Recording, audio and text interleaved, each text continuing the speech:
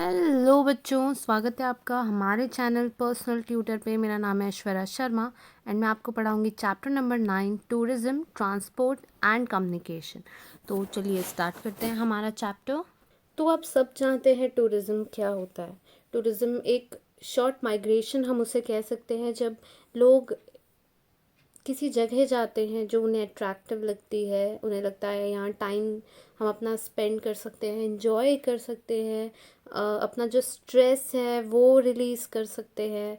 या लोगों को, किसी को हिस्ट्री में इंटरेस्ट है तो हिस्टोरिकल प्लेसेस जाते हैं, किसी को साइंस में इंटरेस्ट है तो नासा जैसी जगह जाना वो पसंद करते हैं, या ऐसी जगह है जहाँ वो साइंस से रिलेटेड चीज़ें, म्यूज़ियम्स वगैरह देख सकते हैं।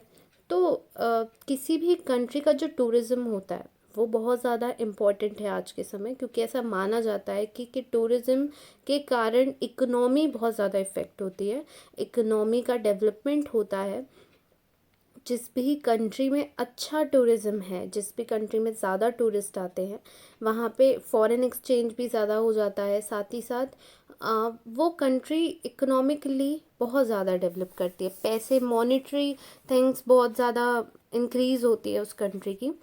और इंडिया में बहुत सारे प्लेसेस है, ये हमने क्लास 9th में भी पढ़ा था कि बहुत सारे इंडिया के प्लेसेस हैं जो बहुत अट्रैक्टिव हैं, जो मतलब लोग आना चाहते हैं, वहाँ रहना चाहते हैं, रुकना चाहते हैं। तो ऐसे प्लेसेस हैं और हमारी गवर्नमेंट भी वर्क कर रही है कि टूरिज़्म ज़्यादा से ज़्यादा प्रमोट करे हमारी कंट्री में। लेकिन कुछ परेशानियां हैं, जैसे सबसे बड़ी जो प्रॉब्लम है वो ये है कि बहुत सारी ऐसी जगह हैं जहाँ पे वो प्लेस अच्छी है लेकिन वहाँ पे दूसरी फैसिलिटीज़ टूरिस्ट को अवेलेबल नहीं है, जिस कारण से टूरिस्ट जाना नहीं चाहते, लाइक ट्रांसपोर्ट, रहने की फैसिलिटी और दूसरी जो जो भी एमिनिटीज़ दिखती हैं। तो इंडिया को बहुत ज़्यादा ज़रूरत है कि धीरे धीरे अगर अपने कंट्री के टूरिज्म को बढ़ाना है तो धीरे धीरे इन चीज़ों पे वर्क करें। So firstly coming to Brazil, clean white sand beaches, attractive sea coast, beautiful islands, orchards, deep dense forest of Amazon, various birds and animals attract lots of international tourists here. The new capital city of uh, Brasilia is a tourist attraction. Cities like Rio de Janeiro and Sao Paulo are largest cities which attract lots of tourists. Next Brazil की बात करें तो यहाँ पे clean white sand beaches आपको मिल जाएंगे, attractive sea coast, beautiful islands, orchids, deep dense forest मिल जाएंगे अमेजोन के, बहुत सारी बर्ड्स, एनिमल्स हैं जो बहुत सारे इंटरनेशनल टूरिस्ट को यहाँ अट्रैक्ट करती है। ब्राज़ील की जो न्यू कैपिटल सिटी है वो भी टूरिस्ट के लिए बहुत ज़्यादा अट्रैक्शन है। सिटीज़ जैसे रायो डी जनेरियो, साओ पालो, ये सब लार्ज सिटीज़ भी टूरिस्ट को बहुत ज़्यादा अट्रैक्ट करती है। Tourism is an important economic activity in several regions in the country. Looking at the sensitivity of natural resources in Brazil, ecotourism is developing at a faster rate in Brazil. तो tourism एक बहुत ही important economic activity है जो पूरे देश के लिए ज़रूरी है और पूरे देश के अलग अलग रीजन्स को इंक्लूड करती है। ये देखा जाए कि नेचुरल रिसोर्सेज कितने ज़्यादा सेंसिटिव हैं ब्राज़ील में, तो इको टूरिज़्म इसीलिए फास्टर रेट में ब्राज़ील में डेवलप किया जा रहा है। एज शोन इन फिगर 9.1 जो यहाँ पे हमें दिया हुआ है, percentage of population engaged in tourism and contribution of tourism in GDP. तो लगभग हमें 6 से 8% के बीच में दिख रहे हैं ब्राज़ील में इन्वॉल्व लोग जो टूरिज्म में इन्वॉल्व है, और उससे बहुत ज़्यादा जीडीपी मिल रही है, 8% से ऊपर कुछ जीडीपी मिल रही है। और इंडिया में इसका कम्प्लीटली उल्टा है। As shown in the figure 9.1, the number of international tourists visiting in 2015 is more than of Brazil. Even though this is true, the share of tourism sector in GDP is less than that of Brazil. तो जैसे figure 9.1 में हमने देखा कि number of international tourist जो हैं, जो India visit जिन्होंने किया 2015 में, वो ब्राज़ील से ज़्यादा है। लेकिन जो शेयर है टूरिज्म सेक्टर का जीडीपी पे वो ब्राज़ील से कम है. Apart from this the proportion of Indian population engaged in tourism proportion is higher than Brazil. This is primarily dependent on the size of population of those countries and the size of GDP. इसके अलावा ये proportion कि Indian population कितनी engaged है tourism में वो तो Brazil से ज़्यादा है. लेकिन अगर ये देखा जाए कि ये प्रपोर्शन क्यों ज़्यादा है तो वो इसलिए ज़्यादा है क्योंकि इंडिया का जो साइज़ है पॉपुलेशन का वो बहुत ज़्यादा है और जीडीपी भी उस हिसाब से ज़्यादा ही है. According to this population of India is more than Brazil so is its GDP. क्योंकि इंडिया की पॉपुलेशन ब्राज़ील से ज़्यादा है इसलिए यहाँ की जीडीपी भी ज़्यादा है. As the GDP of India is higher than Brazil and so also its population, therefore the contribution of tourism to GDP appears less than Brazil and population engagement seems higher. क्योंकि India की जो GDP है वो ज़्यादा है Brazil से और उसकी पॉपुलेशन भी ज़्यादा है इसलिए टूरिज़्म का जो कंट्रीब्यूशन है जीडीपी पे वो कम है ब्राज़ील में as compare to other countries. Now next is India. It is seen in figure 9.1 that the number of international tourists in India is constantly growing, but this increase appears to be more after 2010. This increase in the number of international tourists is consistent. तो जैसे कि figure 9.1 में हमने देखा कि number of international tourist जो हैं India में वो कॉन्स्टेंटली बढ़ रहे हैं पर ये जो इंक्रीज़ है ये 2010 के बाद ज़्यादा है. पर ये जो इंक्रीज़ हो रहा है in the number of international tourist ये कंसिस्टेंट है. मतलब एक कुछ नंबर फिक्स है और उतने ही इंक्रीज़ होते हैं उतने ही होते हैं हर साल. कुछ खास इंक्रीमेंट नहीं दिख रहा है. Foreign tourist visit for heritage adventure culture health and business tourism. Eco tourism is also being given boost in India. और जो फॉरेन टूरिस्ट है वो इंडिया विज़िट करते हैं हेरिटेज देखने के लिए कोई एडवेंचर करने के लिए कल्चरल कुछ देखने के लिए हेल्थ के लिए या फिर बिजनेस टूरिज़्म के लिए. अब नेक्स्ट जो इको टूरिज़्म है ये भी इंडिया में धीरे धीरे बहुत ज़्यादा बढ़ रही है. Considering the heritage of India there are plenty of opportunities for tourism in many parts of the country. Many places are being developed for this. India के हेरिटेज को देखा जाए तो बहुत सारी अपॉर्चुनिटी है टूरिज़्म की अलग अलग पार्ट्स ऑफ कंट्री में और बहुत सारे प्लेसेस में ये डेवलप हो रहा है. अब आपको सम टूरिस्ट साइट दिया हुआ है ऑफ इंडिया एंड ब्राज़ील जैसे गेटवे ऑफ इंडिया आप देख सकते हैं. नेक्स्ट आप देखेंगे बीच एट रायो डी जेनेरियो. बीचेस इंडिया में भी बहुत अच्छे हैं. ब्राज़ील का मरीन टूरिज़्म यहाँ पे आप देख सकते हैं. नेक्स्ट आपको हमारा अजंता केव्स दिया है जो बहुत ब्यूटीफुल है.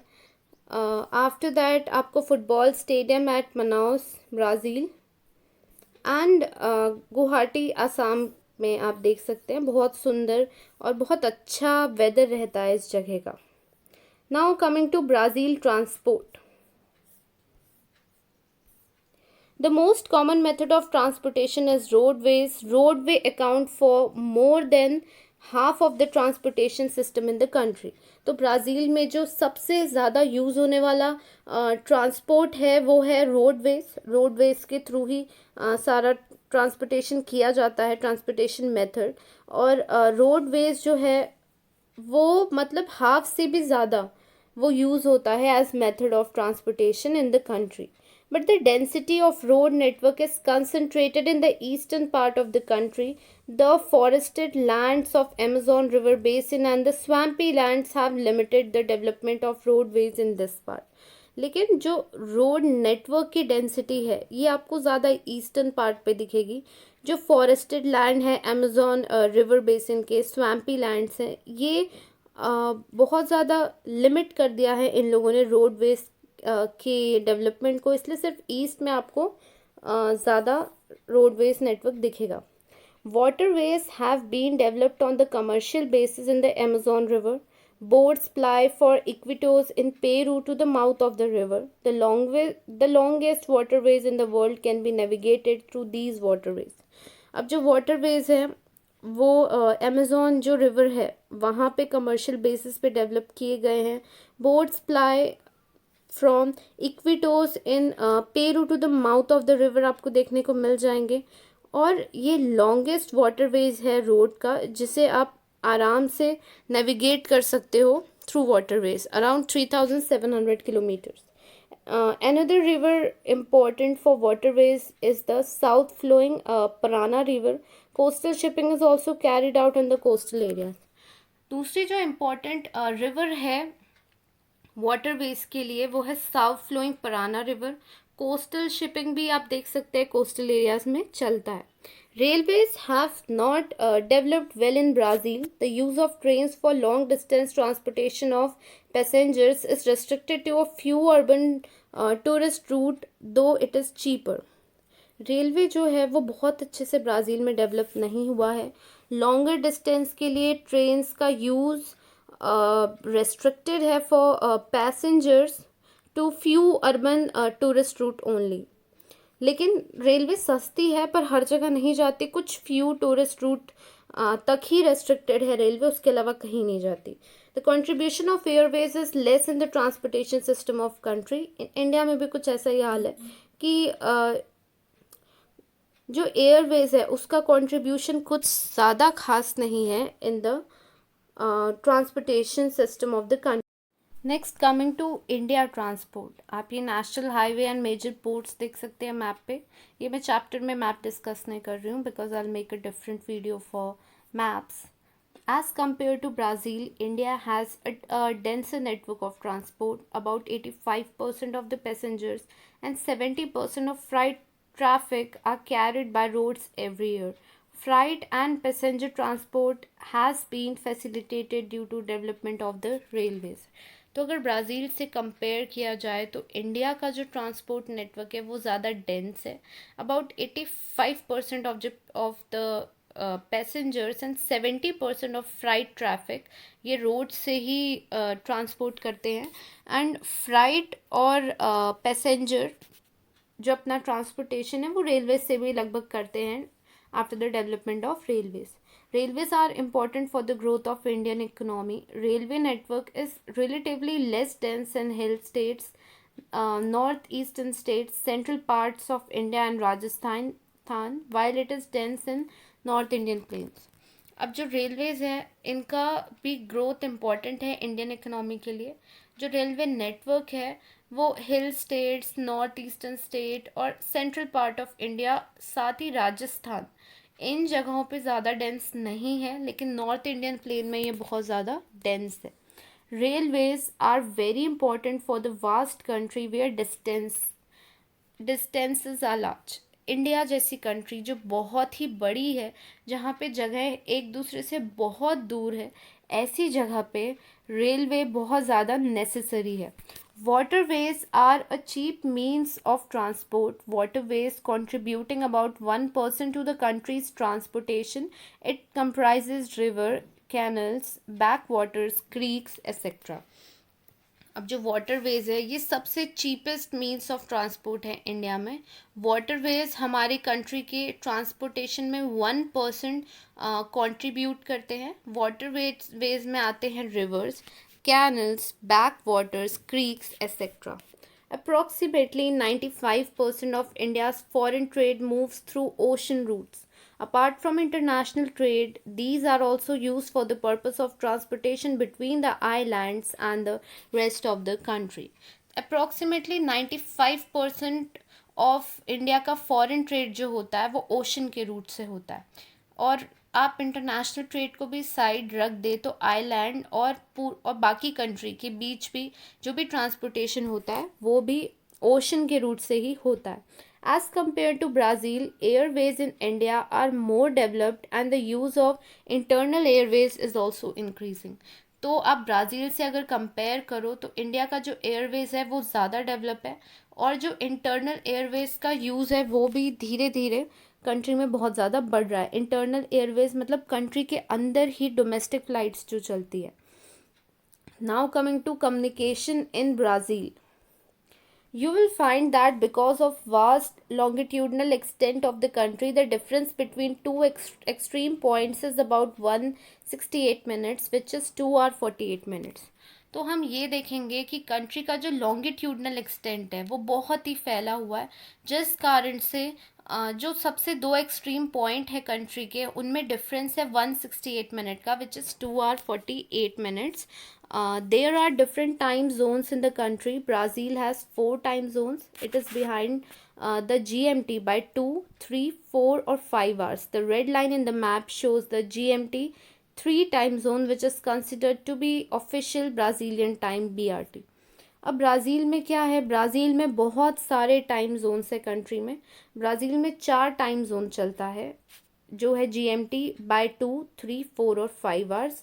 और जो रेड लाइन है मैप में, वो आपको GMT थर्ड टाइम जोन दिखा रहा है, जिसे ब्राज़ील का ऑफिशियल ब्राज़ीलियन टाइम माना जाता है, जो GMT से 3 घंटे पीछे है. आपको ये जो लाल सी लाइन दिख रही है. Now coming to development of communication in Brazil. Telecommunication services in Brazil are well developed and efficient. This industry includes landlines as well as mobile services, television broadcasting, radio broadcasting and computer internet access. अब Brazil में communication किस तरीके से develop हुआ था. तो जो telecommunication services है ब्राज़ील में, ये बहुत अच्छे से डेवलप है और बहुत ही इफ़िशिएंट है. ये जो इंडस्ट्री है, इसमें इंक्लूडेड है landline as well as mobile services, television broadcasting, radio broadcasting, computer and internet access. Today more than 45% of the Brazilian population has access to the internet. The telecommunications infrastructure is fairly modern, particularly in central South Brazil. आज के समय more than 45% of the Brazilian population जो है, उनके पास internet available है. यहाँ पे जो टेलीकम्युनिकेशन स्ट्रक्चर है, ये बहुत ही मॉडर्न है, मेनली सेंट्रल साउथ ब्राज़ील में. However the north and north west are drastically less developed. लेकिन जो नॉर्थ और नॉर्थ वेस्ट पार्ट है ब्राज़ील का, ये कम डेवलप्ड है. Over recent years, mobile telephones have led the rapid expansion of telecommunication services in Brazil. The nature of Brazilian territory, especially land mass size and a large pockets of unpopulated and densely vegetated areas, creates significant impediments to the expansion and coverage of telecommunication services. तो अभी recent सालों में देखा जाए तो mobile telephones जो है, वो उनका बहुत ज़्यादा एक्सपेंशन हुआ है, और इसी कारण से ब्राज़ील में टेलीकम्युनिकेशन सर्विसेज बहुत ज़्यादा फैल गए हैं. अब ब्राज़ीलियन टेरिटरी का जो नेचर है, स्पेशली जो लैंड मास का साइज़ है और जो लार्ज पॉकेट है of अनपॉपुलेटेड and densely vegetated areas, इन्होंने बहुत एक अच्छी चीज़ की है कि इनकी हेल्प से टेलीकम्युनिकेशन सर्विसेज बहुत ज़्यादा ब्राज़ील में फैल पाई है. Brazil is developing technology to send domestically made satellite into space with its own rocket. अब ब्राज़ील एक नई टेक्नोलॉजी डेवलप कर रहा है, जहाँ पे अपने कंट्री में बनाई हुई जो सैटेलाइट है, वो स्पेस में भेजी जाएगी with its own rocket. Now coming to communication in India. India में क्या हाल है कम्युनिकेशन का. India too has a large longitudinal extent. The difference between the two extreme most point is 2 hours 120 minutes or 120 minutes. India has only one standard time zone. The 82.5 degree east longitude is Indian Standard Time. It passes through Allahabad. India का भी बहुत ही लंबा longitudinal extent है. दो most extreme point के बीच का different 2 hours या 120 minutes है. इंडिया में एक ही स्टैंडर्ड टाइम जोन है, जो 82.5 मिनट ईस्ट लॉन्गिट्यूड में पड़ता है, जो कि इंडियन स्टैंडर्ड टाइम है. और ये पास करता है इलाहाबाद से, और ये GMT से 5 hours 30 minutes आगे है. With the explosion of electronic media, telecom industry has become one of the fast-growing sector. In this era of information and communication, more digitally enhanced communication devices like mobile phones, internet, and satellite are paving way to expansion of for wider reach of communication technologies. तो धीरे धीरे electronic media बहुत ज़्यादा country में फैल चुकी है, और जो टेलीकॉम इंडस्ट्री है, सबसे फास्ट ग्रोइंग सेक्टर है कंट्री का. इस एरा जहाँ पे इंफॉर्मेशन और कम्युनिकेशन बहुत ज़्यादा एनहांस हो रहा है, यहाँ पे कम्युनिकेशन डिवाइसेस जैसे मोबाइल फ़ोन्स, इंटरनेट, सैटेलाइट, ये भी बहुत ज़्यादा एक्सपैंड हो रहे हैं, जिसके कारण हर जगह कम्युनिकेशन टेक्नोलॉजी पहुंच चुकी है। India is one of the largest user of smartphones and internet. With development of our own satellite, India has come a long way in this field. India सबसे लार्जेस्ट यूज़र है smartphones या internet का, और satellites के development के बाद India ने इस फील्ड पे बहुत ज़्यादा डेवलपमेंट किया है। ISRO, Indian Space Research Organisation, looks after the space launching programme of India. ISRO जो है, इंडियन स्पेस रिसर्च ऑर्गेनाइजेशन, ये स्पेस में किसी तरीके की भी चीज़ें लॉन्च करने के प्रोग्राम्स देखता है। The Brazilian Space Agency is the civilian authority in Brazil responsible for country's burgeoning space program. The Brazilian Space Agency has pursued a policy of joint technological development with more advanced space program. अब जो Brazilian space agency है, ये एक civilian authority है इन Brazil, जो responsible है यहाँ के स्पेस प्रोग्राम्स के लिए। ब्राज़ीलियन स्पेस एजेंसी जो है, इसने एक पॉलिसी अडॉप्ट किया ऑफ जॉइंट टेक्नोलॉजिकल डेवलपमेंट, जिसमें एडवांस स्पेस प्रोग्राम्स किए जाते हैं। यहाँ पे आपका लेक्चर ख़त्म होता है। अगर आपको किसी तरीके का भी डाउट हो तो आप श्योर कमेंट सेक्शन पे पूछ सकते हैं। Thank you for watching.